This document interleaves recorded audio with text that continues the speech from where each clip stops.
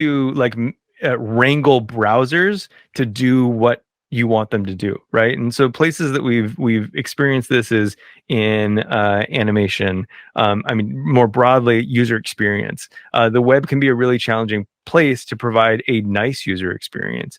I think that over the last, probably 15, 20 years, we've done a really good job of developing standards and kind of having the browsers be really consistent around those standards. And so that's been a really, really cool thing to see take place. Over the last 10 years, we've seen a lot of improvement in language. Um, and I think we have a lot to do in terms of making the platform a better place for just making stuff without a framework. We see the what's it called, like Open UI, I think, is a really great project where they're detailing, doing a lot of research and planning work for the platform to say, like, what are some critical elements that the platform just doesn't have right now, right? Like, why does everyone need a framework to recreate an accordion or a modal or things like that, and also do it badly in the meantime, right? Like, so how can we have some of those primitives in the platform, make building websites easier and also more reliable for people of all abilities and capabilities on all devices? I think that's what I'm looking forward to, is the web getting better for all of its users, and all of its creators too. I like that. I like how you're talking about like what's going well and kind of projecting forward what you'd like to see come out of that even more. Let's kind of flip that though. What do you think are some things that are not going so well, or things that you think could be improved within programming and web development? Oh, that's a great question. It's funny to me because I think that the web had a little bit of an identity crisis for a little bit, and we we I say we, like I participated in this at all, but browser makers focused a lot on capability. Like, what can we do to make different type of application experiences possible at all? A lot of like interactive, a lot of JavaScript all over the place. And kind of for the last 15 years, like, what I really wanted is just like better form controls, right? Like, I would just love more and better and customizable form controls. Like, that would be transformative for all websites. And it's I think we're finally starting to see that be like a priority over just some of the other capabilities that we've seen. But I think that's a big thing. I think that I've been sad to see that there just hasn't been that much progress on making those elements as good as they could be, and really encouraging people to use those as opposed to like kind of making their own. We've seen a huge amount of time, I think, wasted and on UI libraries that just completely recreate everything in JavaScript. And I don't know, I feel like that's sad. I really do wish form controls were a lot better on the web. And you're not saying that it's not good that we're innovating. It's just you would rather see us innovate towards simplicity rather than rebuilding everything that we have, right? Yeah, I'm really bullish on, the easier it is to make something, the more better things that we're going to get, right? Like, I'm bullish on creativity, and I think that right now there's the cost of entry on making something really exciting on the web or something really usable on the web is that you have to know a JavaScript framework. And I don't think that's good. I don't think it's healthy for the web. I think that you should be able to just make a website with the tools that are available in every browser, like right off the bat. Open up that notepad and just start writing. Yeah. Why not, right? Well, and let's go into that more. So, like, let's kind of get some context here. Like, I feel like it's normal and natural and healthy. And I think you were even getting into this earlier when Erik asked, that first question.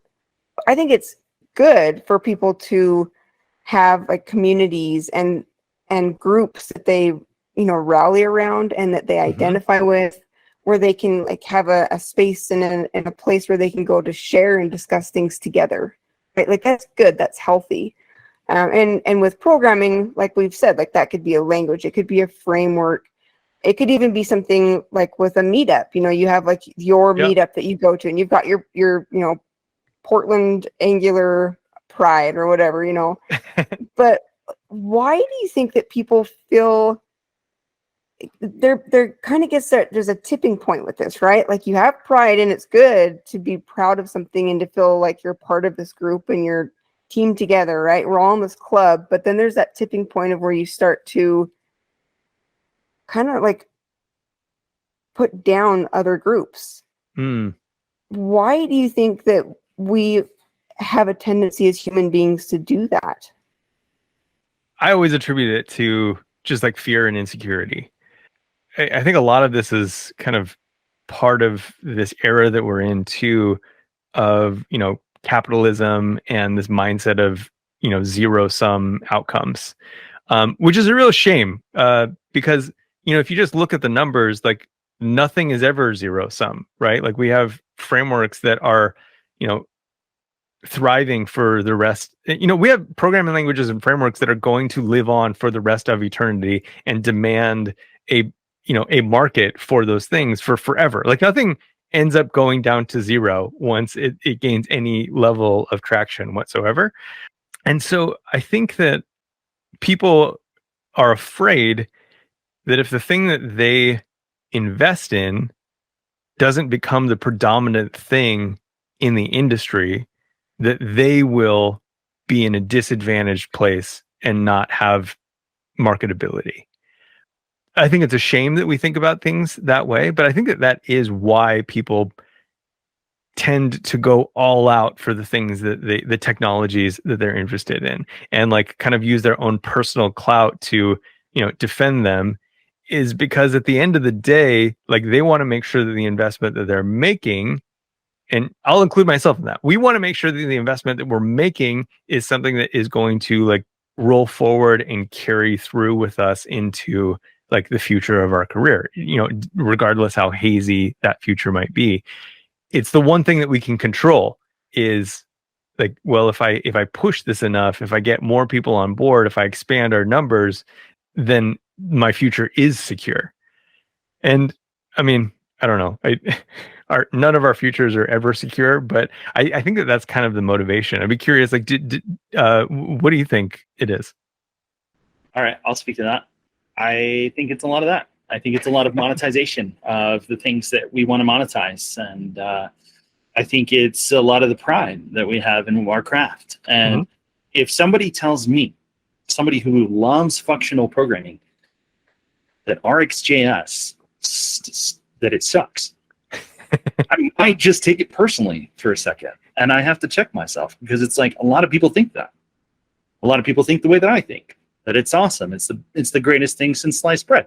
But there's room for both opinions maybe in this. In fact, I would like to do a fun little exercise. This is totally off script. Let's pick a divisive technology in the web community today and just list it. From your perspective, Michael, from your perspective, Brooke, and I'll start. Pick a technology that you think is disruptive, or not even disruptive, it is a hot topic of discussion and argument potentially, and just throw it out there. We don't have to talk about it too much. I think Twitter right now with Elon Musk, like that's a huge topic with social media, right? But it's more than that. It's the money that's behind it. It's Elon Musk saying he's going to buy it and then backing out. So there's a lot of politics involved in it. That's a big topic right now. Yeah. You took it in a whole different direction I didn't even expect, Brooke. I was thinking about like the libraries, and you're totally right. Twitter is literally something we use all the time. A lot of us do. And the fact that you think of that, like that you pointed that out as an obvious point of contention, fantastic. A lot of people think we shouldn't even be using social media. They have good reasons to think that, in my opinion.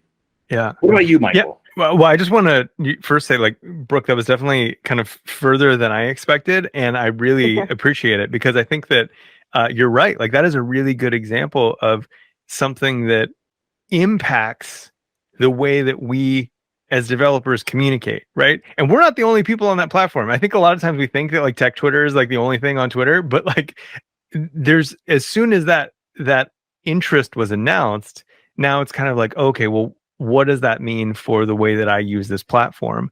And a lot of people get really defensive about what that will mean for them, and like what's their path off the platform if they have to go off. Like, it just raises a lot of questions, and we don't like a lot of questions, right? Like a lot of nagging thoughts of like, well, what will you do in this case, and what will you do in this case? We like to avoid that. We want to just have it be quiet for a second and be like, everyone agrees with me and there are no dissenters, so like everything's fine right now. Yeah, the technology I was going to say is, coming from, the React world is Svelte, just because there's a lot of kind of popular React developers who have, I guess, for a lack of better words, or to use kind of the framing that we have like defected to Svelte and are a big fan of it and the way that it's written versus some of the complexity of the new ways that people are writing React. And so, yeah, I'd say that that's something that is disruptive to the React developer that wants to make sure that React has a bright future. Wow. And see, that's why I really wanted to ask this, because I live in Angular community so much that I don't really get out of my own space. So the fact that I didn't even know that React folks were feeling this way, some of them, about some of these major contributors or library creators who are celebrating the Svelte community and the Svelte platform. That's cool. Yeah, and I think. Oh, sorry. Yeah. No. Go ahead. No, please continue. I want to hear more about this subject. Oh no, just that I think that most people are just genuinely interested in that as an alternative, and then like what it could mean by bringing some of that to React. But I mean, there's definitely a number of people who are like, do I need to switch to Svelte right now and get ahead of this wave? Is all of the interest going to go to I mean, the same thing too is like with Vue or Solid or anything, right? Like, what is the next wave, and do I need to be on it? Am I kind of letting my skills languish by not trying one of these things out? But yeah, please, what was your disruptive thing? For me, it's TypeScript. I feel like TypeScript has hit the web community for years now as this giant disruptor. And yeah, there's been arguments made on both sides.